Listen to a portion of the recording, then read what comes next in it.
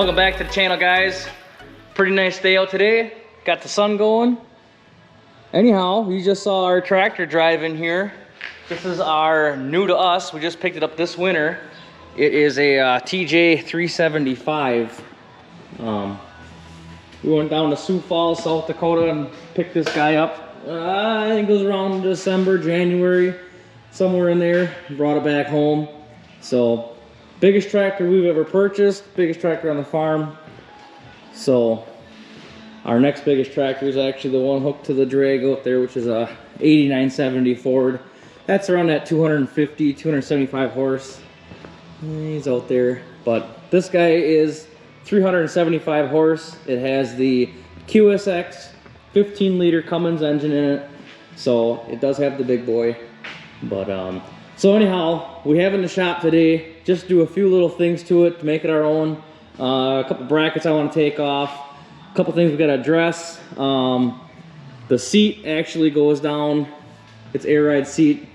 Loses air after a while sitting in it. I think about 10 minutes you're on the floor again. So we're going to try to leak check him. Hopefully it's nothing too major. Get him fixed up here. There's a rear main seal on the rear, not main seal, but axle seal, rear axle seal for the pinion is leaking. We ordered that in. Took a couple weeks to get in here. Also, I think this hose on this side, yeah, kind of cracked in here. Also on the other side, that same hose is also showing some wear. I'd rather just fix them now rather than have it spring a leak in the field, not knowing it and losing all of our hydraulic oil. So, also gonna probably just go through it once. I know all the fluids have been changed, engine oil, filter, air filter. Just gonna check all the diff fluids, make sure everything's good to go. I did install some new lights on the roof up there and also on the back on the roof. They're the Tiger lights, if you're not familiar with them. They are agricultural, I would say almost like a leader in the agricultural aftermarket lighting stuff. You can't beat a Tiger light. So anyhow, I got them up there. I put 2 in the back out of the 4. I might pick up another set. They aren't the cheapest things in the world. They're like 80 to 100 bucks a piece. So I bought 4. I already got 400 bucks tied up into it. So anyhow, but I might pick up 2 more. So I guess I'll show you what we kind of got to do here first. Crawl underneath here. So what we got to do is, I don't think I see it or not. Take our drive shaft off here. So we got a big U-joint. Pull that, push it to the side, hopefully enough. Take this yoke off, and then we can get to our main seal here, or our pinion seal. So we'll get started doing that. Alright guys, next day back here in the shop. Still working on the tractor. We went and grabbed some parts this morning. We got the seal, and it also came with some installers we borrowed from the local New Holland dealer down here. So here's our new seal, the installers. Anyhow, so what we had to do in order to get the old seal out is we had to remove this guard from the center of the tractor here, had to loosen this bearing up, and we were able to slide the whole drive shaft forward here. Turn the light on. There we are. So, oh, my light must be getting low again. So we were able to slide that drive shaft up and over a little bit, enough to get it off of our yoke. He's here. And so there we are. So we got our seal out of there. It actually drained out more oil than I was expecting to. So I'm actually letting it drain all the oil out because I want to clean that up so there's no oil left on it, so I can put some RTV on the new seal. So right here is actually our old seal. It came out a little bit too easy. I was able to actually move it around just with my fingers in there. So I'm thinking part of the problem was that it wasn't actually a tight fit in there, or the last guy did not install it with some RTV on the outside to keep it in place nice. But when I put the new seal in, I'm definitely gonna, like I said, brake clean that all off, get some RTV around the outside of the new seal so that it's a nice tight fit and it's sealed up and no oil's gonna get past the outside at least. But so anyhow, while that was draining out, I went ahead and started looking at our air leak situation, and aired the seat up, got some water going underneath it, or some soapy waters to say. And actually, this little plug right here goes right here in this end of the little air compressor was actually leaking. So I got them out of there. Doesn't look like there's any pipe dope on it already. So we're gonna put some on, reinstall it, and I think that's gonna take care of a little slow bleed down for air in our seat. So I'm gonna get that back installed and start getting my seal installed. We'll catch back up with you. And we got the shop kitty cat back in here again today. You gonna say hi? Oh, cat got your tongue? Oh, there you go. All right.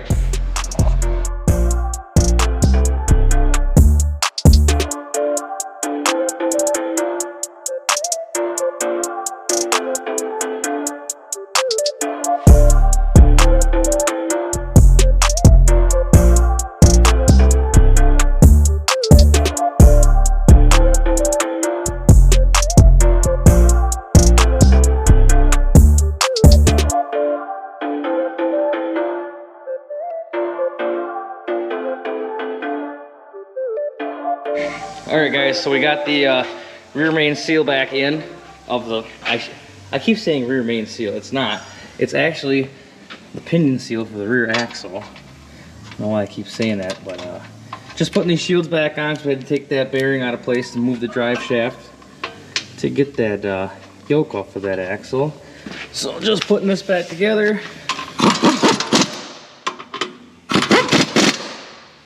So that job's all finished up. So I just got to figure out where my bucket of oil I got that drained out of the rear axle needs to be put back in. I don't have the continuous system because it does transfer the oil from the rear axle and it cools it somehow. I'm not quite sure. It's a brand new tractor to me, so I'll probably have to look in the book and see where that's got to be checked. But as far as seat goes, so I put that fitting in the seat, little time lapse of that, didn't take very long. Seat's been aired up for about an hour now, hasn't gone down, so that's good. She should be ready to rock and roll. So we're gonna clean up our mess here, probably get it backed out, hook it onto a drag, and probably bring the drag back up here and show you guys what we're gonna do with that yet. So see you next clip. Alright guys, a few days later after that last clip I had in the shop where we finished up changing that pinion seal. So we got our tractor hooked onto our field finisher, and I just went out in the field and actually made a test pass, made sure tractor's going to pull the drag, that there ain't no surprising leaks in that, and then kind of shine up the drag a little bit because I do have to change some teeth on the drag here. So this is our 36-foot, I guess I call it a field finisher. Got the straight blades in front, Danish teeth in the center, and then our rolling baskets on the back there. It's a Kong skilled, I think is what you call it.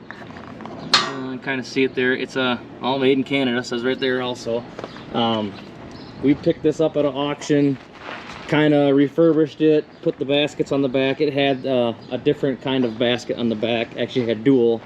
Rather than round stock bar, it had straight. It's a little more chopping action, I guess, but half of them were all missing, so we got these made up, put these on here, worked pretty good. So I gotta change a couple teeth on here, kind of like this one here should probably be changed already. Ain't gonna make it the whole way. That's about the size of these are new last spring, I should say. This guy should be changed. So there's probably a dozen or so that should probably change on here, but hopefully we get rolling. The weather really hasn't cooperated into our favor here up in central part of Wisconsin. Usually we, by this time of year, have all our seed in the ground.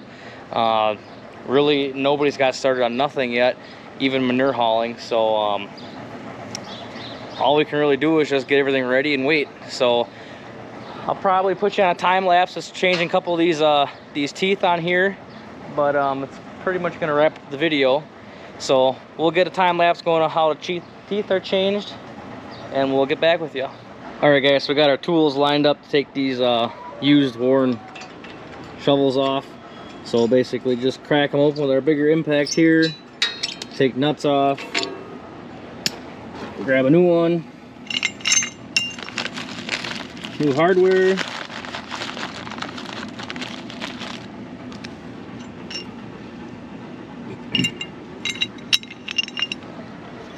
and just throw them back on. Nothing too hard about it, just kind of time consuming when you got to do a bunch of them, but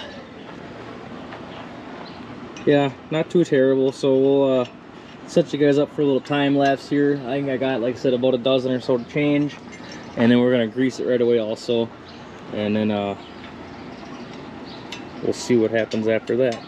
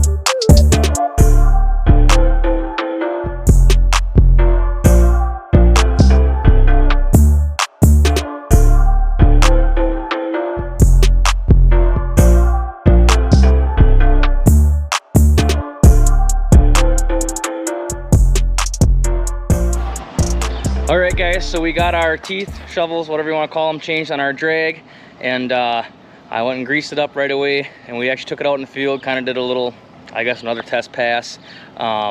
Everything's still kind of too wet. I mean, where we went in the field right there was, I guess, good enough to go, but that's about our only spot. It's actually the next day, so it's May the 12th, and it's actually misting, kind of slash raining out right now. Looks like I got a spot on the camera. But just kind of waiting around. I really wish we could start doing some field work, at least start getting our manure hauled out. I got the pump here on the tractor. Got to get him put in the pit. Just kind of been waiting around, waiting for the weather to change. But so hopefully the weather straightens up and we'll get in the field and we'll get you some more videos of some field action between hauling the manure, putting the pump in, get the chisel plow going. Should be a lot of good content. So like, subscribe, and we'll see you in the next one.